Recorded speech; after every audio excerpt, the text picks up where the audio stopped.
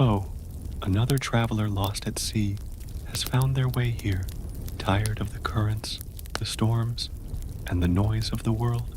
Sit with me by the fire. Tonight, I'll tell you the story of the wandering blade, the one some call the three-sword guardian, a soul born where the sea meets the mountains, where three horizons converge into one destiny, a child who carried silence like a blade, who learned to speak through steel, and whose eyes, once sealed by fate, could see beyond the veil of this world. They say his hair was kissed by the forest spirits, green as the depths where courage is born. Listen closely, for his is not a tale of conquest, but of surrender to something greater than glory. In a village where mountains descended to kiss the sea, where fog draped over rooftops like ancient spirits in contemplation, a child was born during the convergence of 3 moons. Not that anyone remembers seeing 3 moons that night. Memory is a fickle companion, reshaping itself with each telling. But they remember the stillness, how the night air seemed to hold its breath, how the waves paused their eternal conversation with the shore, how even the crickets suspended their evening prayers. They say the infant did not cry. Instead, his eyes opened immediately, dark and aware, as if he had merely been waiting for the right moment to arrive.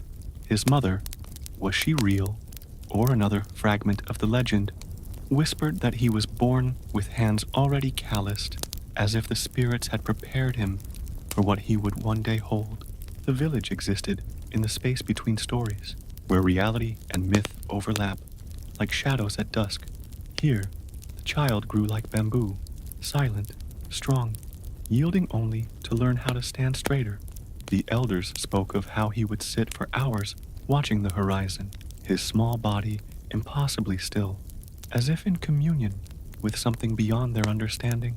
The boy speaks to the wind, an old fisherman once remarked, his face weathered by salt and time. And sometimes, if you listen closely, the wind answers back. Perhaps it was true. Perhaps that is why, when other children played with wooden swords in imitation of heroes, this child would stand apart, eyes fixed on something distant, not in arrogance or disdain, but in recognition of a different calling, as if he heard music others could not, the song of steel cutting through impossibility.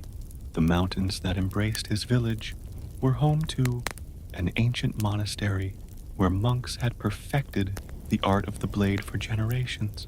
They did not teach children. They did not seek disciples.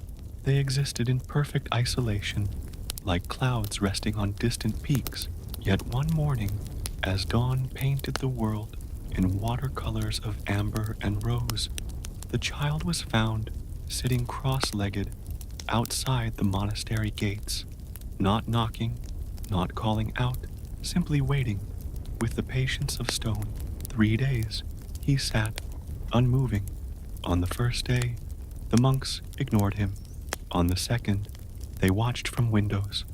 On the third, the oldest among them, a man whose age had folded his body like origami, yet whose hands remained steady as the earth, approached. "What do you seek, child of the village?" the master asked, his voice like leaves rustling in autumn. The boy's answer came not in words, but in gesture. He picked up 3 fallen leaves, held them as one might hold blades, and performed a single, perfect cut through a shaft of sunlight. The movement was untrained, yet undeniably pure, as if the wind itself had guided his hand. The old master's eyes widened slightly, the only betrayal of his surprise. Later, he would tell the other monks that in that moment he had seen not a child, but 3 shadows, moving as one, each casting the silhouette of a warrior yet to be born. 3 paths, the master had murmured, 3 blades, 3 destinies converging into one. And so began his training, not as a student, but as a vessel being hollowed to contain something ancient and powerful. The monks did not teach him to fight. They taught him to listen, to hear the voice of the bamboo as it bent in the wind, to understand the language of rushing water as it carved pathways through stone to feel the conversation between earth and sky. For years, he lived between worlds, the village below and the monastery above. Neither fully claimed him, and perhaps that is why he learned to belong to something larger. The horizon itself became his home, that liminal space where elements meet and transform one another. The first sword came to him during his 13th summer, when most children were still learning to be children. It was not given. That is important to understand. In the stories told around fires like this one, they say the blade called to him from the depths of a sacred pool where it had rested since the gods walked among mortals. He dove deep, past the reflections of clouds, past the memory of rain, past the threshold where lungs burn and the mind screams for surface. There, in the perfect silence of surrender, his hand closed around the hilt, or perhaps the hilt found his hand. Witnesses claim he remained underwater so long that the village women began to prepare funeral rites. When finally he emerged, blade in hand, his eyes held something new, purpose, crystallized like salt from evaporated tears. Some believe the sword was nothing remarkable, an old, weathered blade discarded by some wandering samurai. Others insist it glowed with inner light, revealing the invisible threads that connect all living things.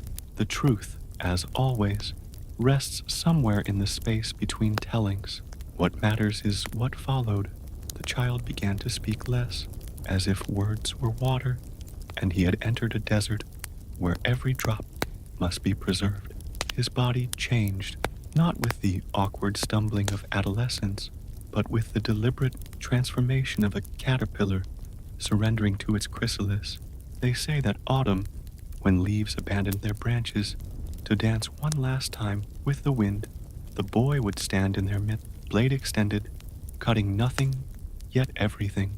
Villagers claimed they could see the leaves parting around his blade without being touched, as if matter itself recognized something kindred in the steel and yielded willingly.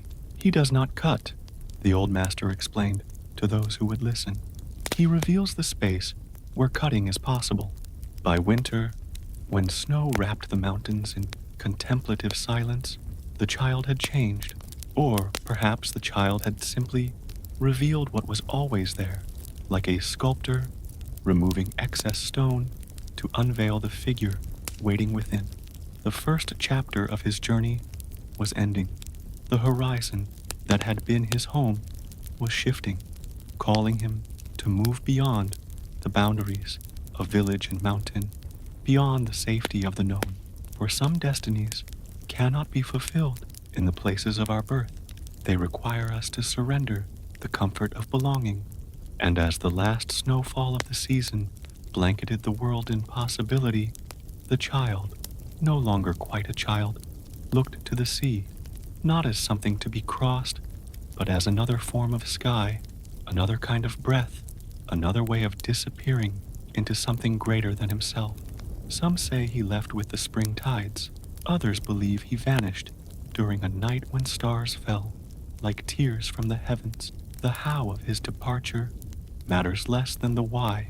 The first blade had shown him a path, but two more were waiting, scattered across the world, like pieces of his own soul. And so, the child of three horizons stepped into the first current of his legend, carrying with him nothing but a single blade and the silence he had cultivated, a silence deep enough to hear the calling of destiny. Perhaps it happened this way, a promise made in the space between heartbeats when time itself grows curious and leans in to listen. Not a promise spoken, for words are too frail to carry the weight of true conviction, but a promise etched into bone and sinew, into the very marrow from which courage is born. The white blade came to him through loss. This much the storytellers agree upon, though they differ on what was lost. Some speak of a childhood friend who danced with swords as naturally as others breathe, whose laughter could make flowers turn their faces upward, even on cloudy days. Some whisper of a master who fell like an ancient tree, not with the crash of defeat, but with the dignified surrender of one who has completed their purpose. Others still believe it was something within himself, innocence perhaps, or the luxury of choosing a simpler path. Whatever was lost, the white blade remained, immaculate as fresh snow, deadly as winter's deepest night, a contradiction made manifest in steel, much like the one who would wield it. They say he carried it against his heart before he ever carried it at his hip. For 3 days and 3 nights he held it close, sleeping not at all, allowing the cold metal to press against his skin until blade and flesh reached the same temperature, until he could no longer tell where one ended and the other began. A sword is not a tool. An old woman from the eastern islands once told a circle of children, her blind eyes seeing far beyond the physical world. It is a pact between metal and spirit, between the transient and the eternal. To truly carry a blade is to become the blade. And so he did.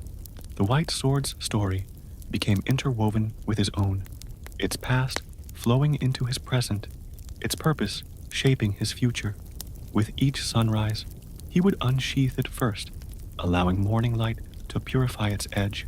With each sunset, it would be the last to return to its scabbard, as if standing guard while its companion rested.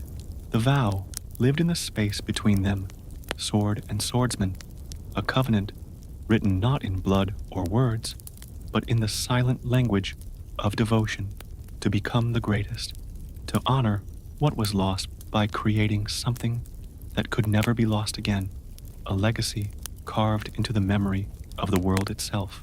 In those early wandering years, when his name was still his own, and not yet a whisper that caused the brave to tremble, he lived as simply as dew on grass, a bowl of rice, a cup of tea, a place to watch the stars wheel overhead.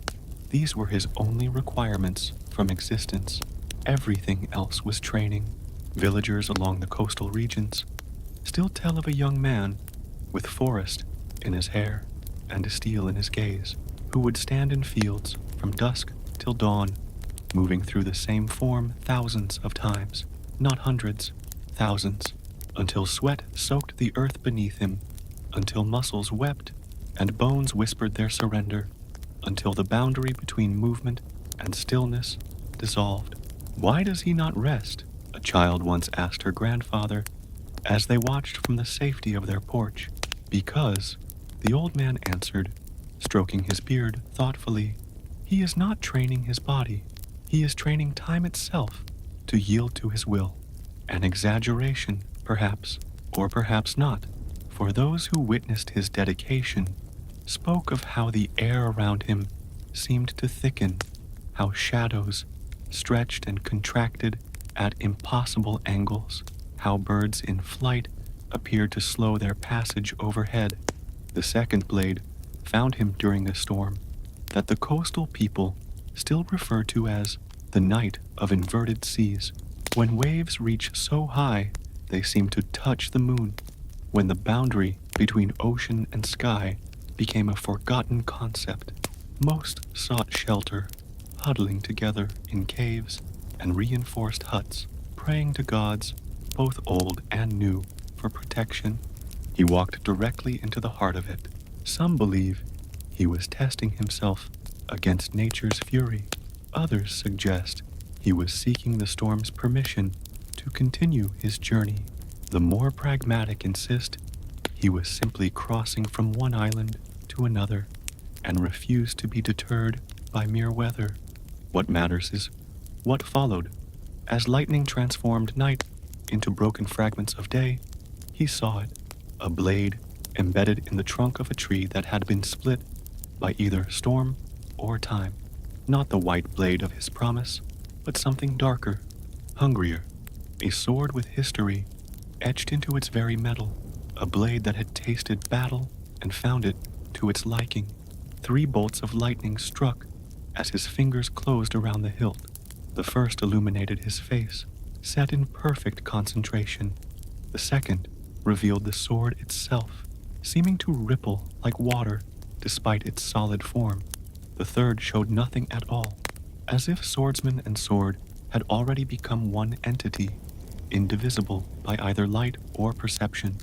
With two blades now at his hip, one white as memory, one dark as consequence, his training evolved.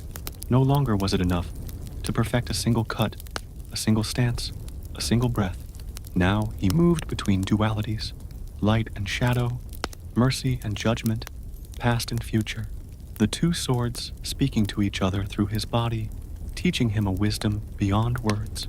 It was during this time that whispers began to spread, not of his skill, though that was growing like a forest fire fed by wind, but of his stillness.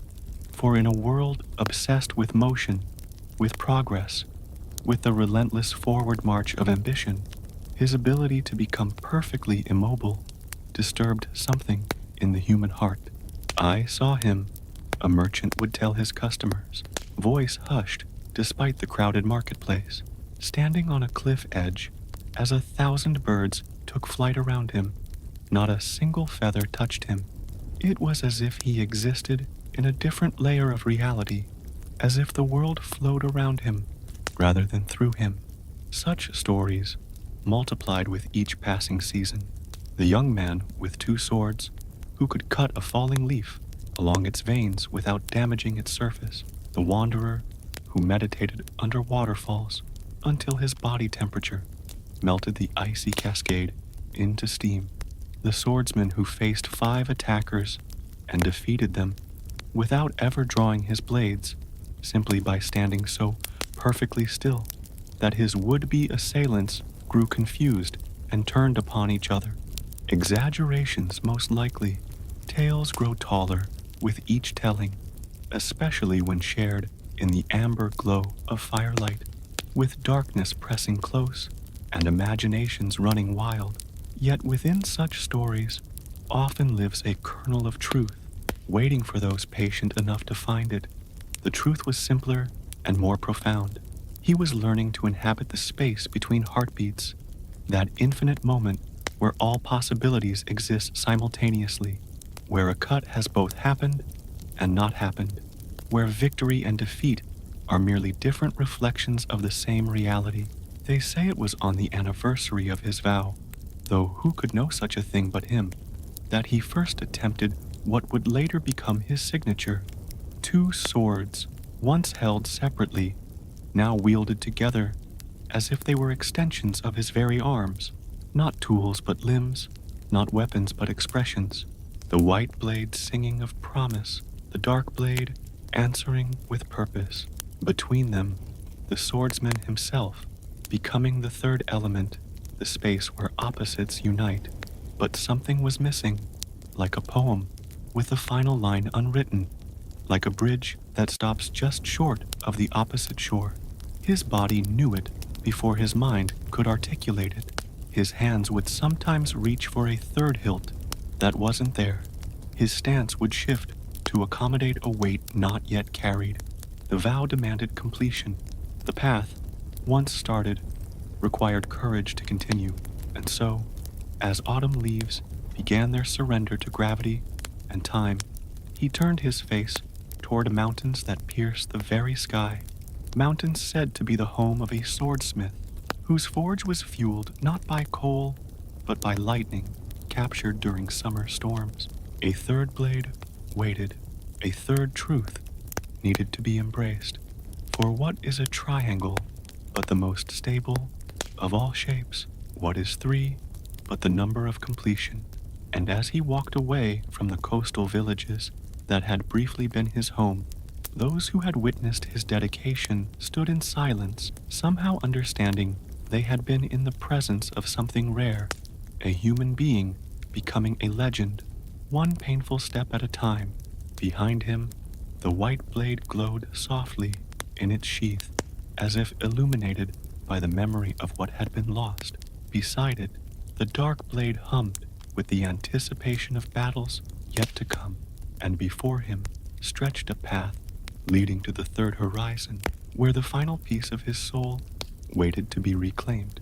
They say there are two kinds of journeys in this world, those that take us from one place to another, and those that reveal we have never truly moved at all. His was both, and neither. The peculiar truth about the wandering blade, a truth often overlooked by those who speak only of his strength or his skill, was that he possessed what some called the divine disorientation. Where others saw clear paths, he saw infinite possibilities branching like lightning across the sky. Where maps showed straight roads, he perceived spirals and labyrinths hidden within the everyday. He could get lost in an empty room, laughed the innkeeper's daughter to her friends, after watching him walk 3 times around their single exit tavern before finding his way out.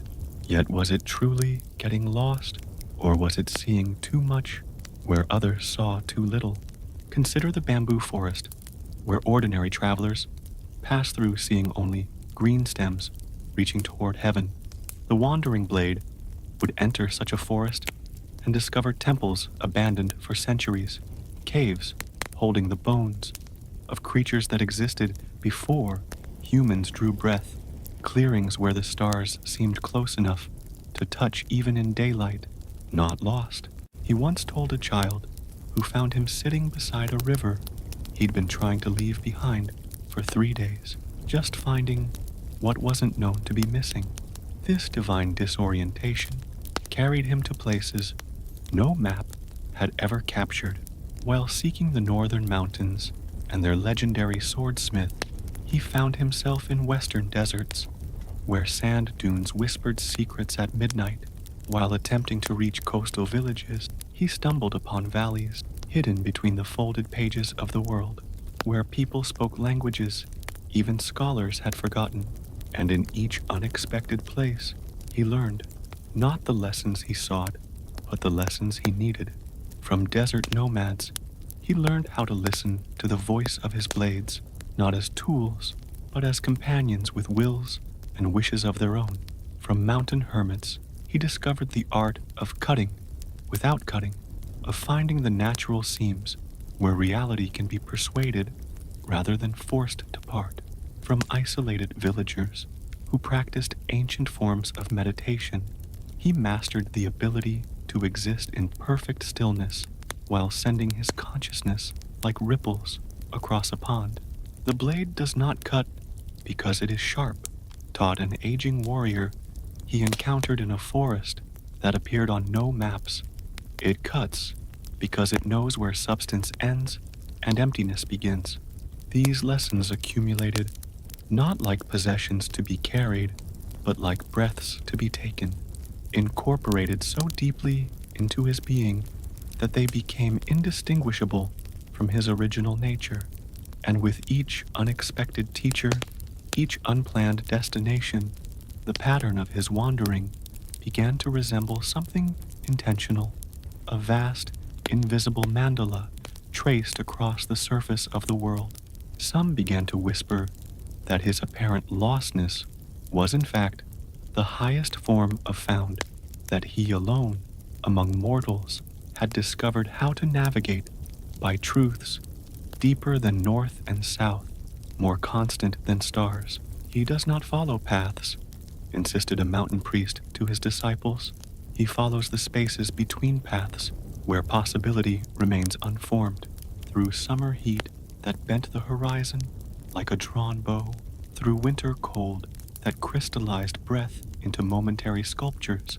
The wandering blade continued his seemingly directionless pilgrimage, always moving, yet never arriving, always seeking, yet somehow already complete.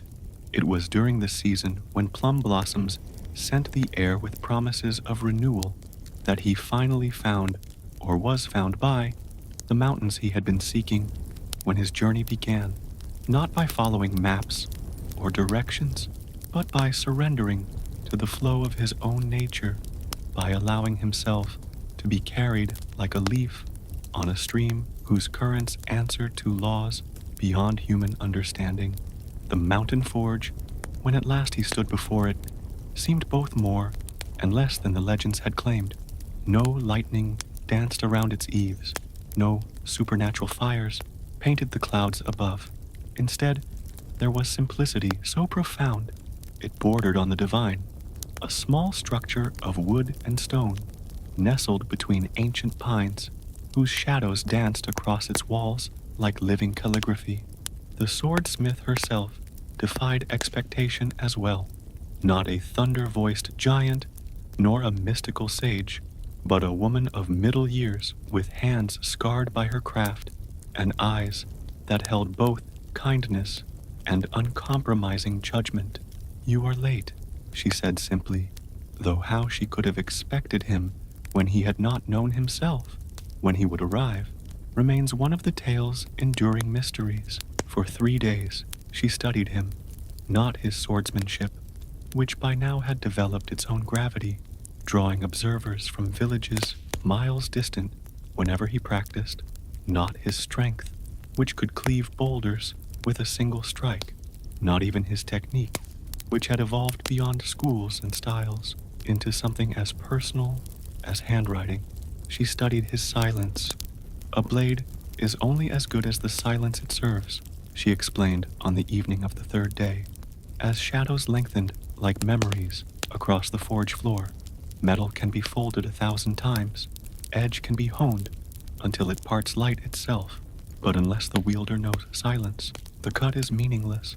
On the morning of the 4th day, she led him to a place where the mountain stream formed a perfect circle before continuing its journey downward. There, with mist wreathing the scene, like spirits gathering to witness, she presented him with a blade unlike the others he carried, not white like his first, which spoke of promise and memory, not dark like his second, which whispered of consequence and necessity.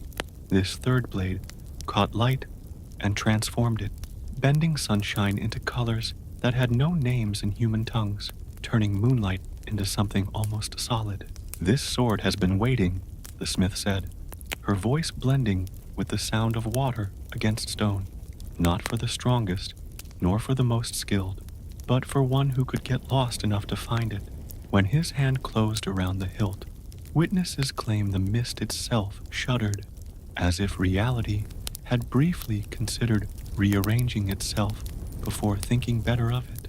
The blade seemed to sing, not audibly, but in the marrow of bones, in the spaces between thoughts.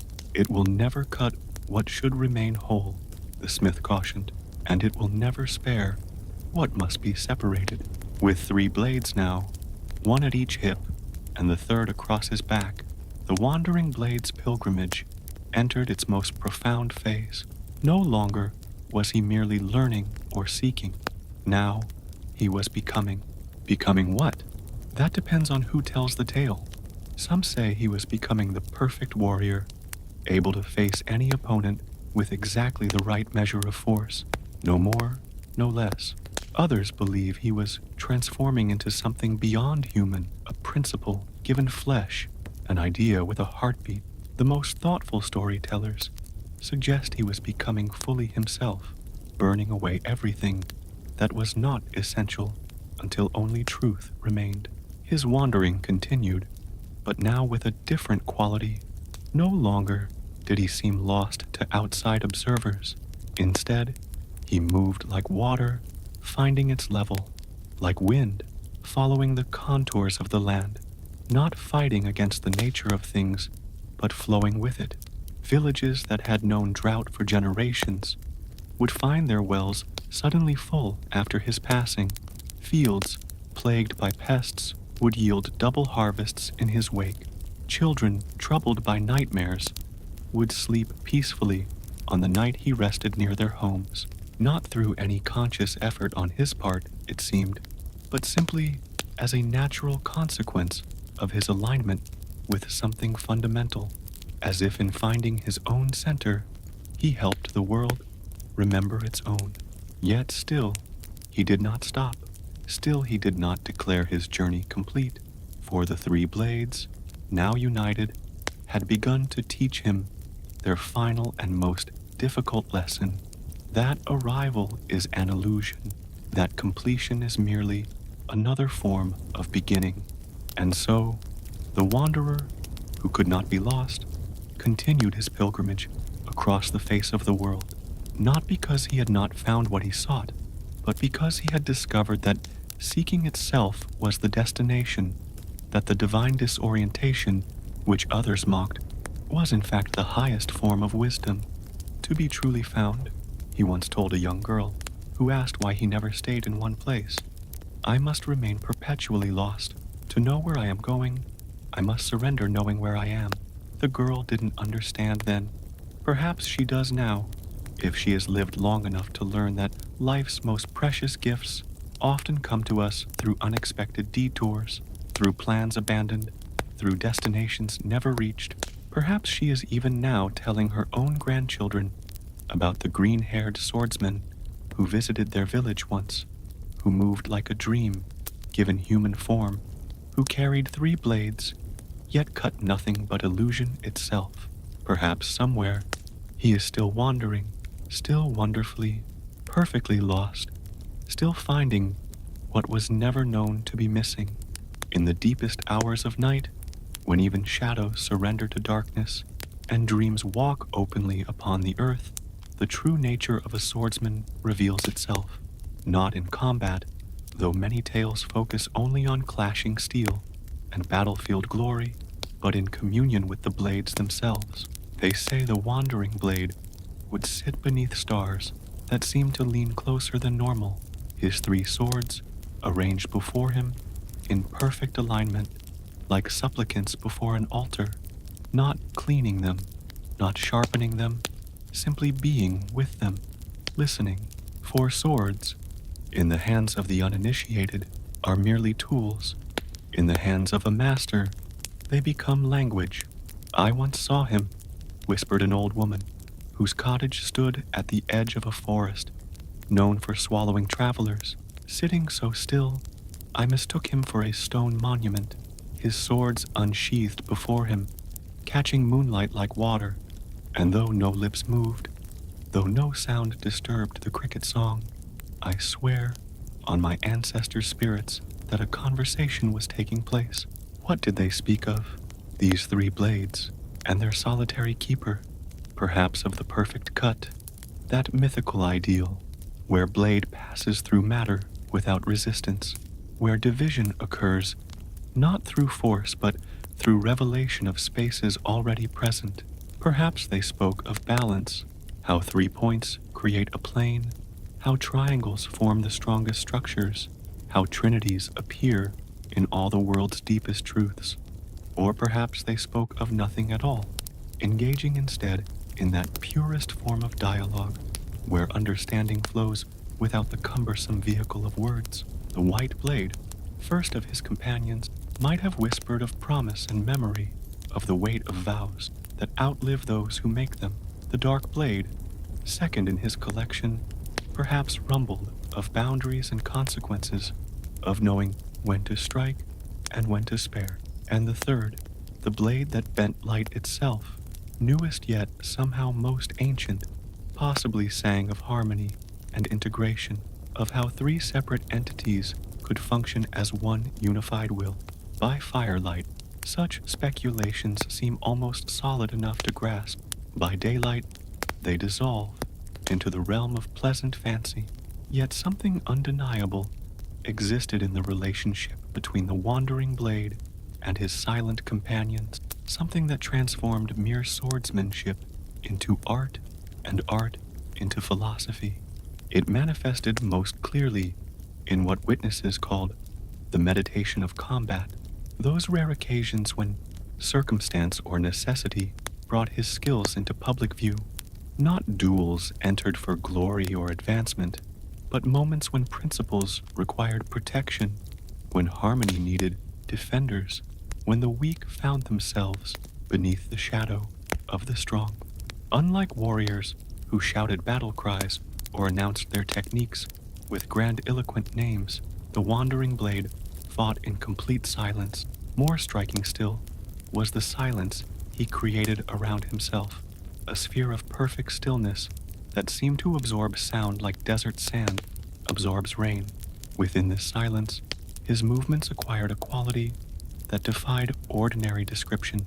Not fast, though they outpaced perception. Not powerful, though they could shatter stone. Not graceful, though they made witnesses weep without knowing why. Perhaps the closest comparison is to water, not gentle streams or raging floods, but water in its most essential nature, formless, yet able to assume any form, yielding, yet capable of wearing away mountains, transparent yet possessing depths that swallow light itself. He does not fight against opponents, observed a blind monk who had once been a legendary swordsman himself. He fights against the idea that opposition exists at all. In practical terms, this manifested as an ability to seem both completely present and somehow elsewhere simultaneously. Those who faced him often reported a disorienting sensation, as if they were striking at mist while being cut by solid steel, as if time itself had developed irregularities around his form. Most distinctive was his three-sword style, which by all logic should have been impossible. Two blades wielded by hands could be explained by conventional mastery, but the third, held between teeth with a grip that could withstand impacts that would shatter ordinary jawbones, this transformed combat into something beyond technique, beyond training, into a manifestation of will so absolute it rewrote physical limitations.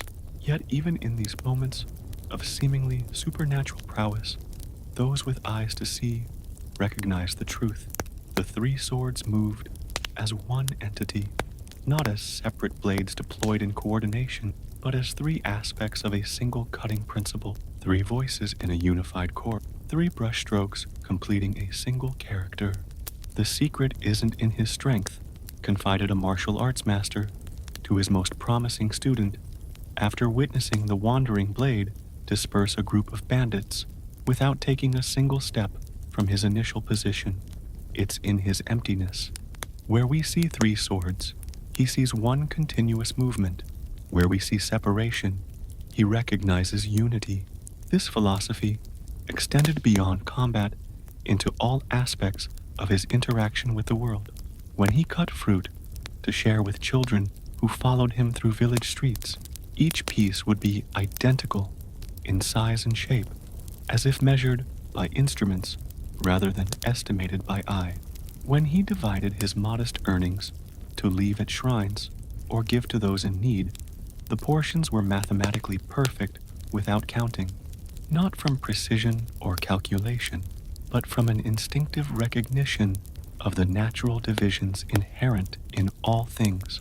Most revealing were the rare occasions when he demonstrated what came to be called the cut that does not cut, the ability to strike at an object with full force, yet leave it undamaged, or to slice through one material while leaving adjacent materials untouched, defying the very physics of edge and impact.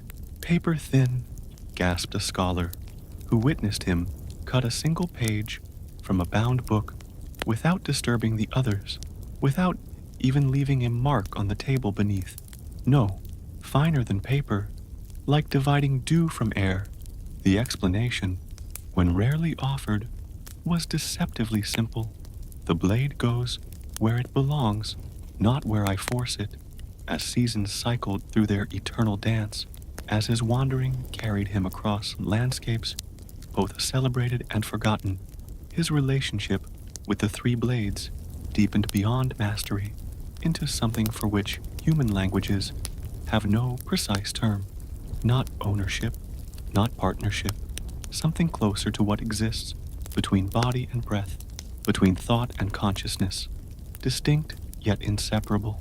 They became his voice when he chose not to speak, which was often they became his questions when mysteries presented themselves. They became his answers when certainties were required. Through this silent dialogue of blades, he learned the final and most difficult lesson of the sword, that the ultimate purpose of a weapon is to render itself unnecessary. The perfect swordsman, he once told a young warrior, too enamored with his own skill, cuts nothing except that which separates us from truth. The young man did not understand then. Perhaps none of us truly can, until we have carried our own burdens long enough to recognize they were never burdens at all, but wings waiting to be acknowledged. What remains undeniable is that with each passing year, with each circuit of the seasons, the wandering blade seemed to grow both more substantial and more ephemeral. His physical presence became impossible to ignore. The green hair now streaked with the silver of experience. The scar over his eye deepened like a river, finding its true course. The hands mapped with a geography of dedication. Yet simultaneously, he seemed to be dissolving into something beyond flesh, becoming translucent around the edges, as if reality itself was having difficulty containing him. His shadow doesn't always follow him, claimed a child who had watched him depart from their coastal village. Sometimes it walks beside him, like a friend. Exaggeration, most likely, the fancy of a young mind, impressed by presence and mystery. Yet in such observations often lies a kernel of truth too slippery for adult minds to grasp, for the silent dialogue of blades had taught him something few ever learn, that boundaries between self and other, between matter and energy, between being and non-being, are conventions rather than absolutes, useful, perhaps even necessary for ordinary living, but ultimately as transient as morning mist. And so, he continued his wandering, three blades his only constant companions, engaged in a conversation without end, not seeking mastery anymore, for that had come and gone like a season, not pursuing perfection, for that had revealed itself as another form of limitation, simply being, cutting when cutting was needed, preserving when preservation served truth, moving through the world like a question to which existence itself was the answer.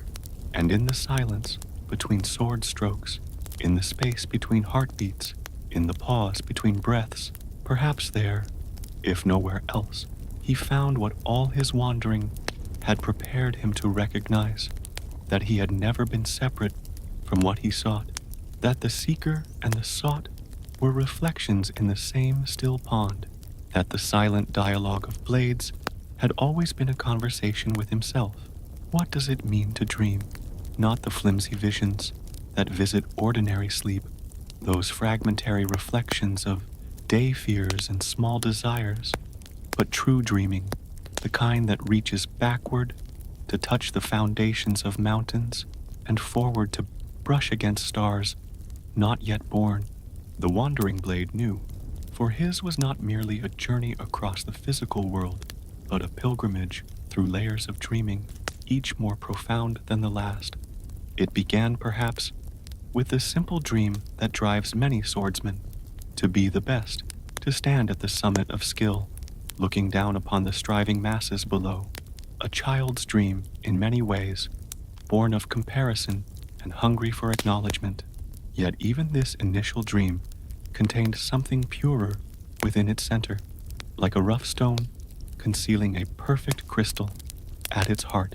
For beneath the desire for supremacy lived a more fundamental yearning to know the absolute limits of possibility, to discover what transformations human will could manifest through dedication beyond reason, through focus beyond distraction. His ambition was never about others, reflected a temple guardian who had sheltered the wandering blade during a winter storm so fierce it froze birds mid-flight.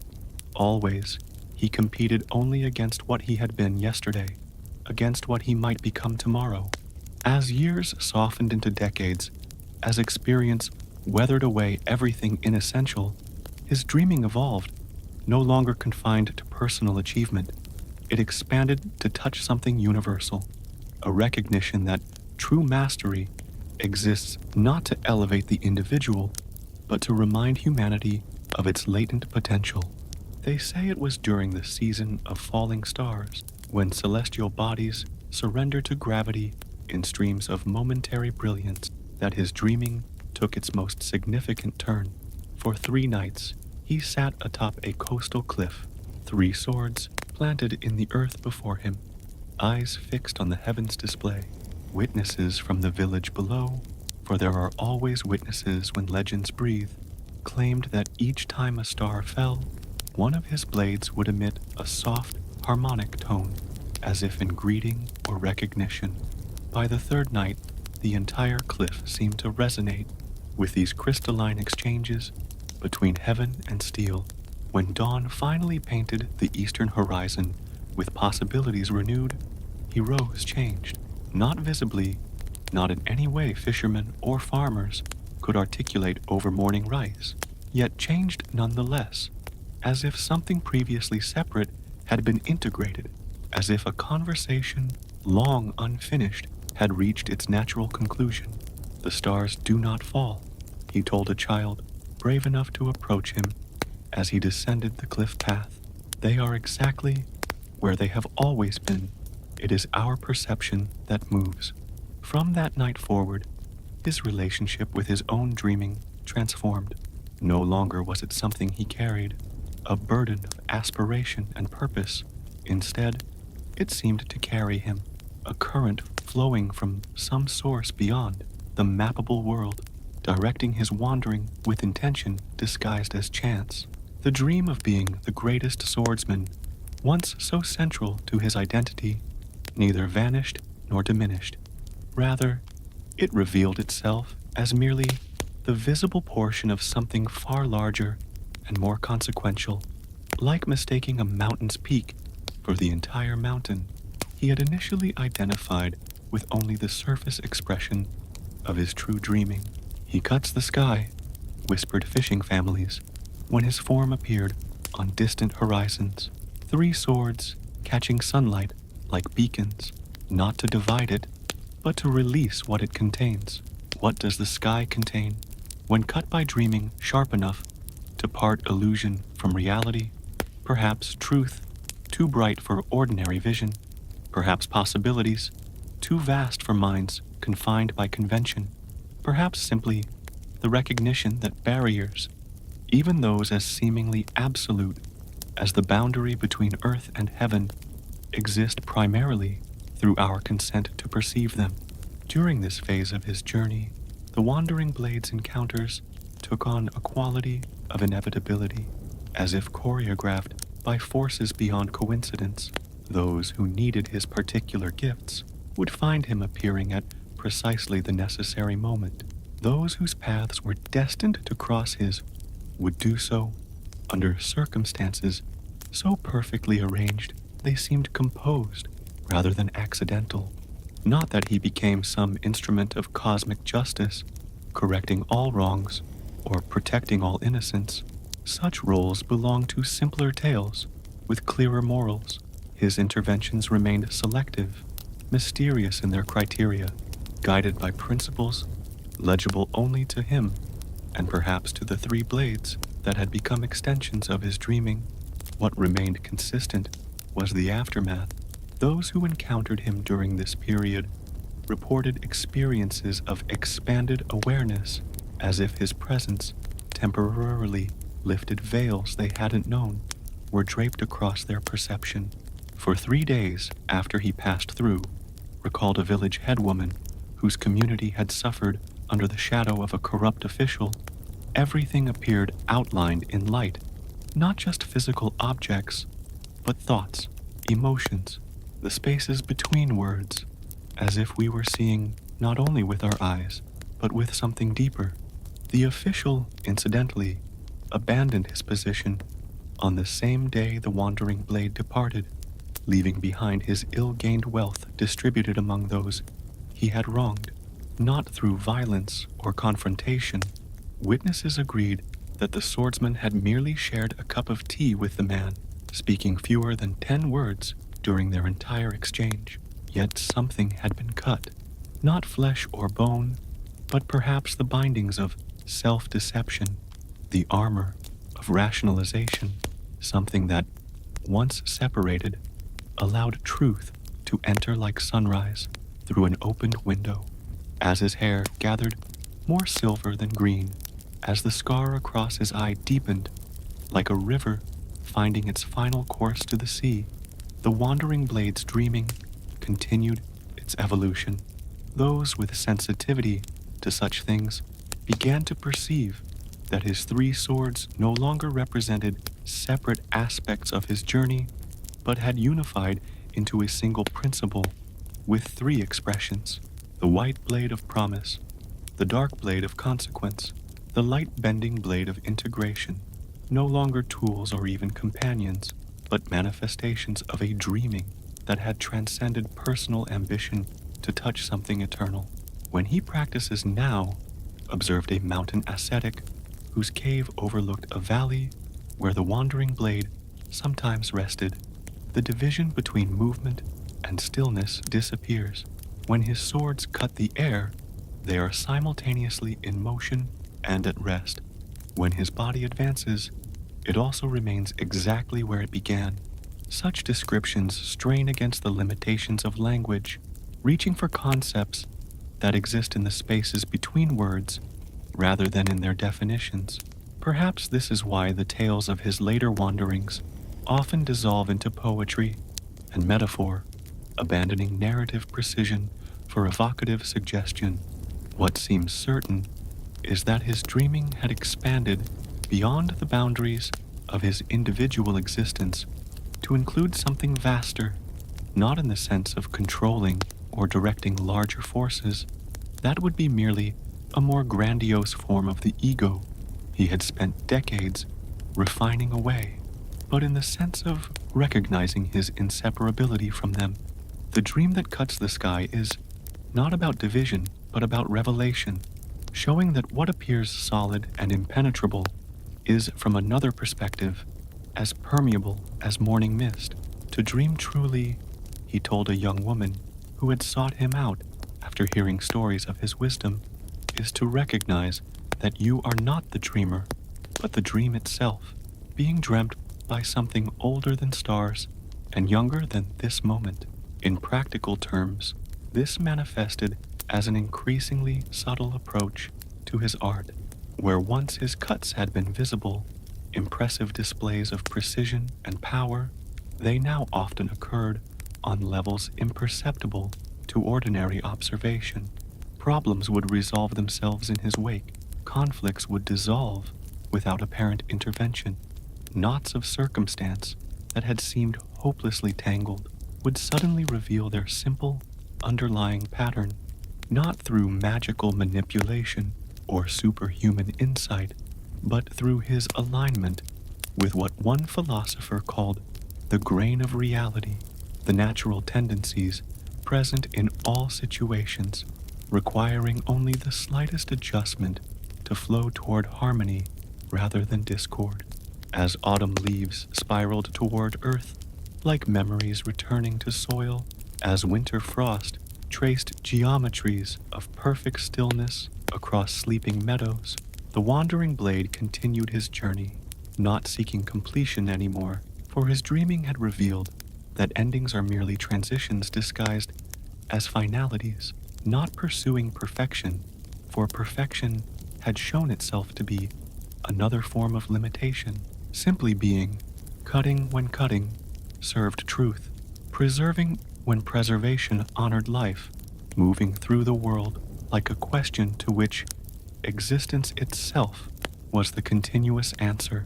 And in his wake, others began to dream differently, not imitations of his particular path, for true dreaming is always intimately personal, shaped by the unique constellation of experiences that form an individual life, but dreams infused with similar recognition, dreams that acknowledge the permeability of boundaries, the illusory nature of separation, the possibility that reality itself might be not solid but fluid, not fixed but responsive to intention aligned with truth.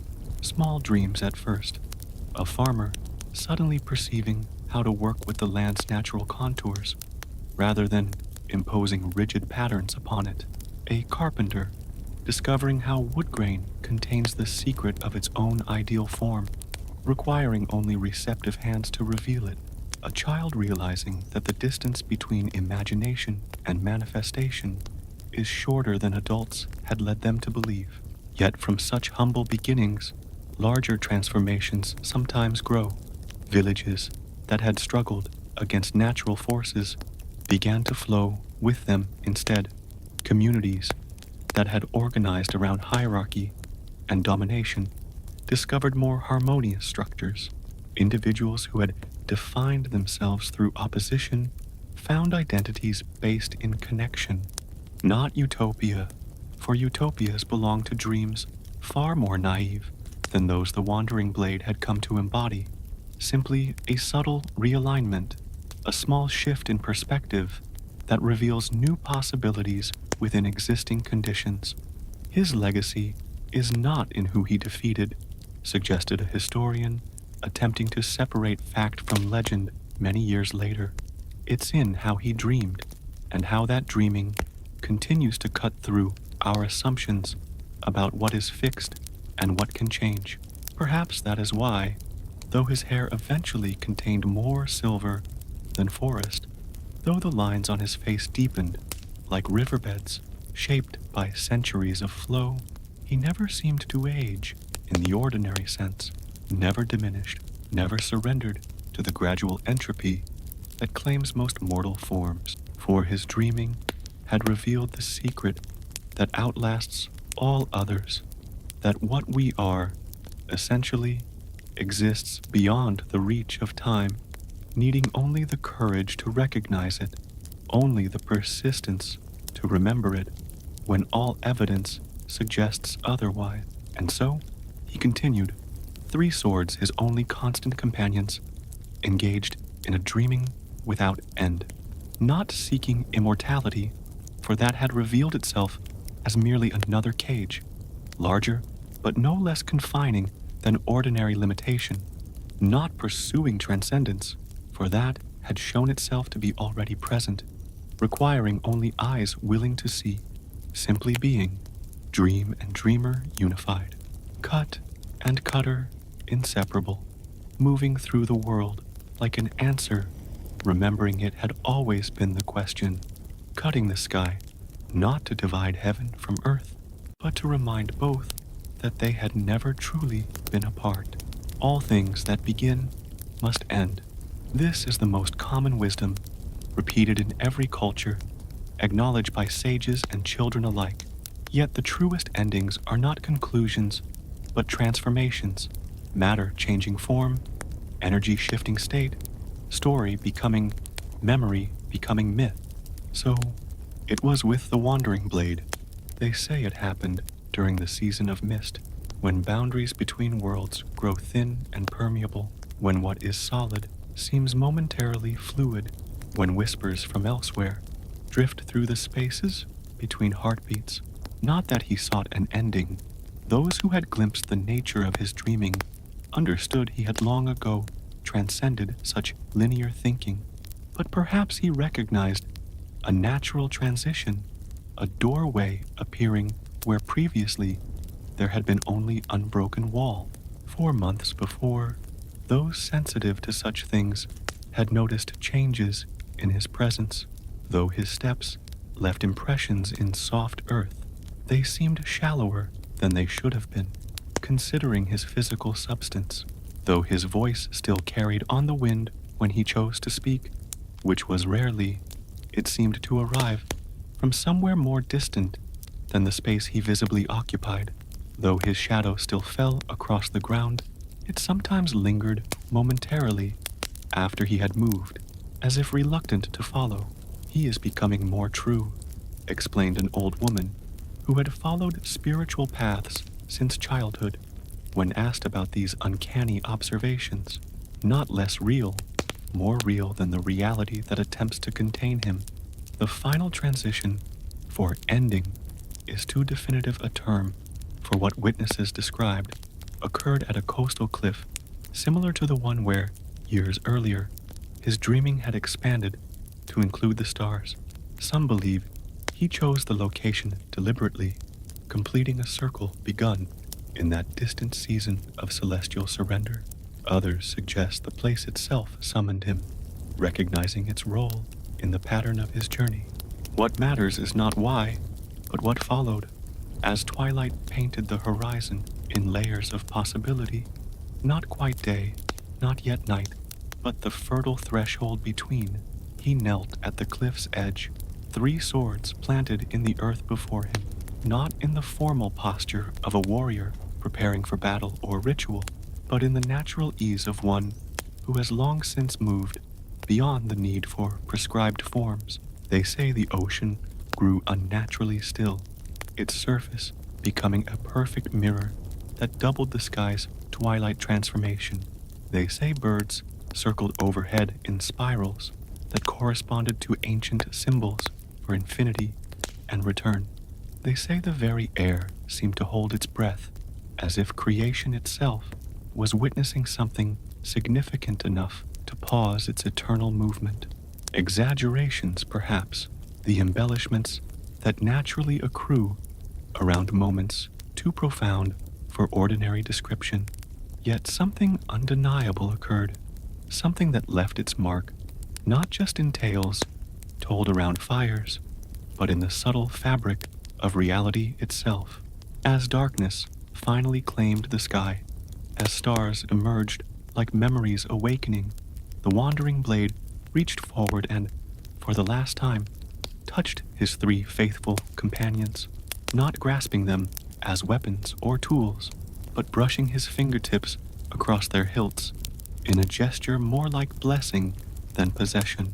The white blade of promise, the dark blade of consequence, the light-bending blade of integration, 3 aspects of a single truth, 3 expressions of a unified principle, 3 voices in a conversation that had accompanied his entire journey. What passed between man and steel in that moment remains their secret. Some claim the swords briefly glowed with inner light, white like dawn, dark like dusk, iridescent like the boundary where opposites meet and recognize themselves in each other. Others insist they heard music so pure it brought involuntary tears, though whether the sound came from the blades, from the cliff itself, or from someplace beyond ordinary perception, none could say with certainty. What all accounts agree upon is the transformation that followed. As the wandering blade rose to his feet, something essential changed, not in a flash of light or dramatic gesture, but in a subtle shift more felt than seen, like the moment between sleeping and waking, like the transition between winter and spring that cannot be located in any single instant, yet undeniably occurs. He became his own shadow, was how a young witness later described it, struggling to articulate what her eyes had perceived. Or perhaps he had always been a shadow, and what we thought was the man was merely the form casting it. Whatever the precise nature of the transformation, this much seems certain. The physical form, known as the Wandering Blade, the green-haired swordsman with the scarred eye, who had carried 3 blades across the face of the world, dissolved into something more essential, not vanishing in the sense of ceasing to exist, but changing state, shedding the particular to embody the universal. The 3 swords remained, planted in the earth at the cliff's edge, catching starlight like memories made manifest, not abandoned, for abandonment implies separation, and separation was precisely what he had transcended, but rather established as anchors or doorways, points of connection between the form he had been and the essence he had become. What followed was not absence, but a different quality of presence. Fishermen caught in sudden storms would glimpse a silhouette against lightning-broken skies, 3 blades cutting through tempest winds, creating spaces of impossible calm. Children lost in forests would find their way guided by a shadow that moved against the direction of the sun, leading them back to pathways home. Warriors facing impossible odds would feel a stillness settle over their spirits, a centered calm that slowed perception and revealed the natural seams where victory could be found. Not divine intervention, the wandering blade had never aspired to godhood, recognizing it as merely another limitation, dressed in grander clothes, but rather the natural consequence of a human life so thoroughly aligned with truth that it continued to function as truth's expression, even beyond its original form. He guards the dawn, elders would tell young ones, when shadows seemed too deep or night pressed too heavily against windows.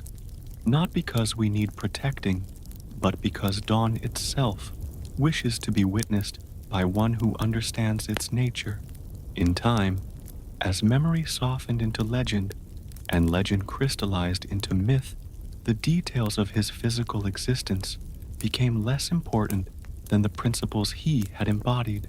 Did his hair truly contain the green of forest depths, or was that merely symbolic of his connection to growing things? Was the scar across his eye a literal wound, or a metaphor for vision that penetrates beyond surfaces? Did he actually wield 3 swords simultaneously, or does the Trinity represent body, mind, and spirit unified in perfect action? Such questions belong to scholars and skeptics, for those who have felt his presence in moments of deepest need, in the stillness before crucial decisions, in the clarity that sometimes arrives when all seems lost, in the courage that rises when fear seems the only rational response. The answers matter far less than the experience itself, for the essence that was once contained in human form continues its wandering, no longer bound by physical limitations or linear time. The dreaming that cut the sky continues to reveal possibilities where others perceive only barrier.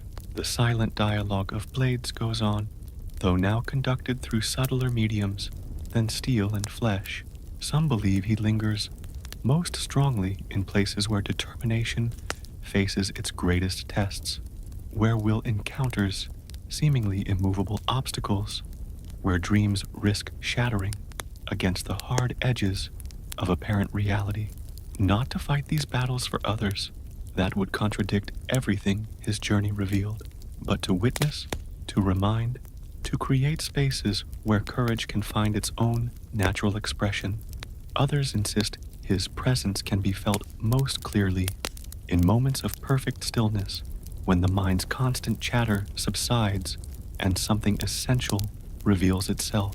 The ground of being that exists beneath all forms, the silence that contains all sounds, the emptiness that paradoxically holds all manifestation. Perhaps both are true, perhaps neither.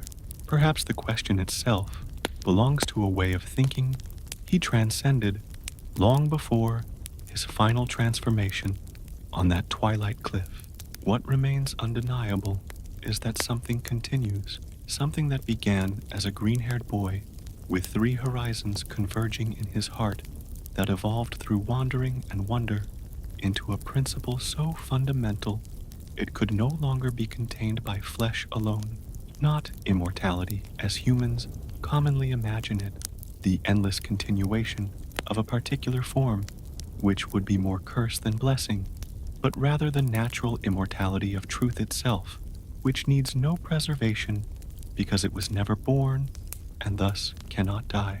The 3 swords, they say, still stand at the cliff's edge, defying weather and time with the same impossible resilience their wielder once showed against more tangible opponents, not rusting, not diminishing, not surrendering to entropy's slow dissolution, standing as doorways between what is seen and what is real, between the particular and the universal, between story and the truths that story can only approximate. Few approach them directly. Something in their presence discourages casual handling, suggesting they are not relics to be collected or venerated, but living principles that continue their work in realms both visible and invisible.